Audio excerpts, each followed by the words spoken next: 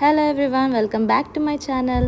ఏంటి వీడియోలో కేక్ కనిపిస్తుంది? ఎవరి బర్త్డే అయిందని చూస్తున్నారా? మా బాబు 3rd బర్త్డే అయ్యింది. దానికోసం నేను యాపిల్ క్రంబుల్ చీజ్ కేక్ చేశాను. ప్రొసీజర్కి వచ్చేస్తే ఫస్ట్ బిస్కాఫ్ బిస్కెట్స్ ఉంటాయి, వాల్మార్ట్లో అవైలబుల్గా ఉంటాయి. అందులో నుంచి బిస్కాఫ్ బిస్కెట్స్ మనం 200 గ్రామ్స్ తీసుకోవాలి. నేనైతే ఓన్లీ నాకు మా బాబుకి మా హస్బెండ్కే కాబట్టి నేను హాఫ్ ద క్వాంటిటీ తీసుకున్నాను. అంటే 200 గ్రామ్స్లో నేను తీసుకున్నది 100 గ్రామ్స్ మాత్రమే. అన్నీ నేను మెన్షన్ చేసిన క్వాంటిటీలో నేనైతే హాఫ్ ద క్వాంటిటీ తీసుకున్నాను. ఇప్పుడు ఆ బిస్కాఫ్ బిస్కెట్స్ అన్నీ మిక్సీ గ్రైండర్లో మిక్సీ వేసేసేయాలి. మిక్సీ వేసేసి ఆ వచ్చినది ఆ క్రంబుల్ ఏదైతే ఉంటుందో అది మనం కేక్ ప్యాన్ తీసుకోవాలి. నేను ఇక్కడ చేసిన మిస్టేక్ ఏంటంటే కేక్ ప్యాన్ అనేది ఓపెన్ ఉన్నది తీసుకోవాలి. నేను అలా క్లోజ్ ఉన్నది తీసుకున్నా కాబట్టి నాకు ప్రాబ్లం అయ్యింది ఫ్లిప్ చేసేటప్పుడు. సో మీరైతే ఓపెన్ ఉన్న ప్యాన్ తీసుకోండి. ఇప్పుడు బిస్కాఫ్ బిస్కెట్స్ ఉన్నాయి కదా, అది క్రంబుల్ ఉంటుంది కదా, దాంట్లో మనం బటర్ యాడ్ చేసుకోవాలి. 6 టేబుల్ స్పూన్స్ అన్న 4 టేబుల్ స్పూన్స్ అన్న యాడ్ చేసుకోవచ్చు. అది మంచిగా హ్యాండ్స్తో మంచిగా ఒక మిక్స్ ఇవ్వండి. అండ్ హ్యాండ్స్తోనే మనం ఈవెన్గా మొత్తం స్ప్రెడ్ చేసుకోవాలి. ఇఫ్ మీకు హ్యాండ్స్తో రాకపోతే గ్లాస్ ఉంటుంది కదా, మనము వాటర్ తాగే గ్లాస్, ఆ గ్లాస్తో కూడా మనం ఈవెన్గా స్ప్రెడ్ చేసుకోవచ్చు. మంచిగా స్ప్రెడ్ అవుతుంది.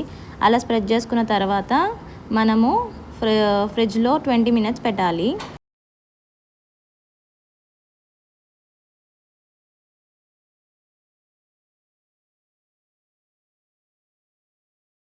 చీజ్ కేక్ అంటేనే మెయిన్ ఇంగ్రీడియంట్ క్రీమ్ చీజ్ కాబట్టి ఫస్ట్ మనం విప్పింగ్ క్రీమ్ తీసుకోవాలి. 250 గ్రామ్స్ తీసుకోవాలి. అట్లానే క్రీమ్ చీజ్ 495 గ్రామ్స్ తీసుకున్నా. అండ్ ఇందులోనే మనము యోగర్ట్ కూడా యాడ్ చేసుకోవాలి. యోగర్ట్ స్టోర్ బ్రాడ్ అయినా పర్లేదు, మీ ఇంట్లో ఉన్న కర్డ్ అయినా పర్లేదు, ఏదైనా సిమిలర్ టేస్టే ఉంటుంది కాబట్టి యోగర్ట్ 150 గ్రామ్స్. దాని తర్వాత షుగర్ పౌడర్ది దొరుకుతుంది మార్కెట్లో. నేనైతే ఇంట్లో ఉన్న వైట్ షుగరే పౌడర్లా చేసేసి అది వేసాను. అది ఒక 110 గ్రామ్స్ వేసుకోవాలి. దాని తర్వాత కార్న్ఫ్లోర్, మెయిన్గా ఏ కేక్ చేసిన కార్న్ఫ్లోర్ అనేది మెయిన్ కాబట్టి టేబుల్ స్పూన్స్ కార్న్ఫ్లోర్. ఈ కార్న్ఫ్లోర్ ఏంటంటే మంచిగా స్టిక్కీగా మంచిగా నీట్గా రావడం కోసం, బేస్ అనేది మంచిగా నీట్గా రావడం కోసం కార్న్ఫ్లోర్ యాడ్ చేసుకోవచ్చు. ఇంకా వెనీలా ఎసెన్స్, ఆ ఫ్రేగ్రెన్స్ కేక్లో ఫ్రేగ్రెన్స్ కోసం వెనీలా ఎసెన్స్ యాడ్ చేసుకోవచ్చు. మీ దగ్గర వెనీలా ఎసెన్స్ లేకపోతే పైనాపిల్ ఎసెన్స్ కూడా యాడ్ చేసుకోవచ్చు. ఆ బౌల్లో నాకు సరిపోలేదు, సో నేను ఇంకొక బౌల్లోకి ట్రాన్స్ఫర్ చేస్తున్నాను ఆ ఇంగ్రీడియంట్స్ అన్నీ. ఇప్పుడు మంచిగా మిక్స్ చేయాలి. ఆ మిక్స్చర్ మీ దగ్గర విస్కర్ ఉంటే నార్మల్గా విక్స్ చేయొచ్చు. ఒకవేళ అది లేకపోతే ఇలాంటిది ఒక మిక్సర్ ఉంటుంది కదా, దాంతో కూడా చేయొచ్చు. లేకపోతే కిచెన్ ఎయిడ్ ఉంటుంది కదా, దాంట్లో కూడా చేసుకోవచ్చు. ఏదైనా 3 వేస్లో ఏదైనా చేయొచ్చు.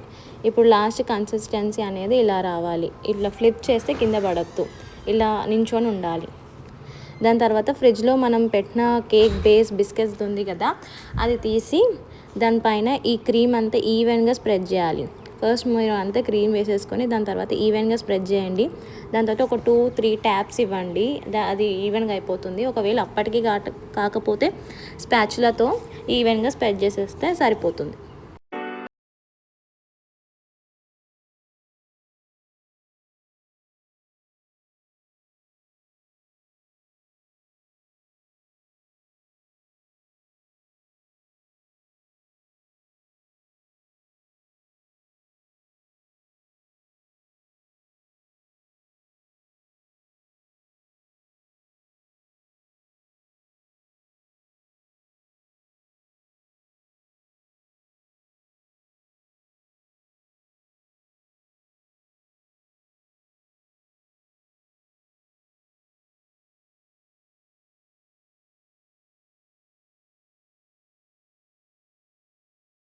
ఈ మిక్స్చర్ రెడీ అయ్యే లోపల మనము ఓవెన్ ప్రీ హీట్ చేయాలి. 330 degrees Fahrenheitకి మనం ప్రీ హీట్ చేయాలి. అప్పుడు ఆ మిక్స్ చేసిన క్రీమ్ ఉంటుంది కదా, టాప్ లేయర్, అది ఆ కేక్ బేస్ మొత్తం ఓవెన్లో 20 minutes పాటు పెట్టాలి. పెట్టిన తర్వాత వీడియోలో చూపిస్తున్న విధంగా ఇలా అవుతుంది. మీరేం టెన్షన్ తీసుకోవద్దు మధ్యలో లూజ్ ఉందనేసి. దాని తర్వాత మళ్ళీ కొంతసేపు తీసి పక్కన పెట్టేసి దాని తర్వాత మళ్ళీ ఫ్రిడ్జ్లో పెడితే సెట్ అవుతుంది. ఇప్పుడు పైన గార్నిషింగ్ కోసం నేనైతే 4 గ్రానీ స్మిత్ యాపిల్స్ తీసుకున్నాను. దానిపైన షుగర్ 5 టేబుల్ స్పూన్స్ యాడ్ చేసి దాన్ని ఒక ఈ యాపిల్ ఏంటంటే పైన గార్నిషింగ్ కోసం వాడతాము. సో సిన్నమన్ అనేది 2 టీ స్పూన్స్ తీసుకోవాలి. నాకు కొంచెం ఎక్కువ పడింది, నాలాగా ఎక్కువ వేయకండి.